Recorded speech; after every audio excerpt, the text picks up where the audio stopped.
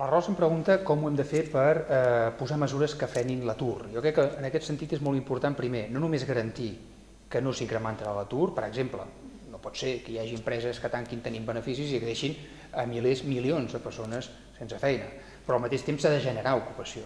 I el problema no és només generar-la, sinó en quins àmbits la generes perquè sigui també una ocupació que sigui sostenible en el temps i que es mantingui, i que per tant no sigui només fruit d'una situació conjuntural. I en aquests jo crec que hem de ser molt conscients que toca apostar per sectors productius que siguin especialment responsables, no només amb el territori, sinó també amb el medi ambient. I aquesta és la pregunta també que em feia l'Àlex. L'Àlex em preguntava quin és el tipus de model productiu que hem de fer. Durant molt de temps hem estat patint una mena de creixement desaforat, una bombolla especulativa que es basava en la construcció, en el totxo, en la totxana, d'una manera allò gairebé desaforada. El que cal és, evident, canviar aquest model, entre altres coses, perquè aquest és un model que han construït conjuntament tant el Partit Socialista com el Partit Popular i que cal combatre'l des de la seva essència. Per tant, plantejant un model de creixement no només no basat en aquest tipus de sectors, sinó basat en altres tipus de sectors que són sectors de futur.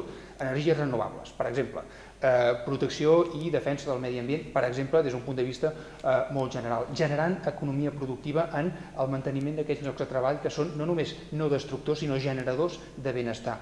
Jo crec que en aquest sentit és molt important que l'aposta només per aturar l'atur i per deixar que hi hagi més persones aturades, sinó també al mateix temps per canviar el model productiu han d'estar absolutament vinculades les unes amb les altres.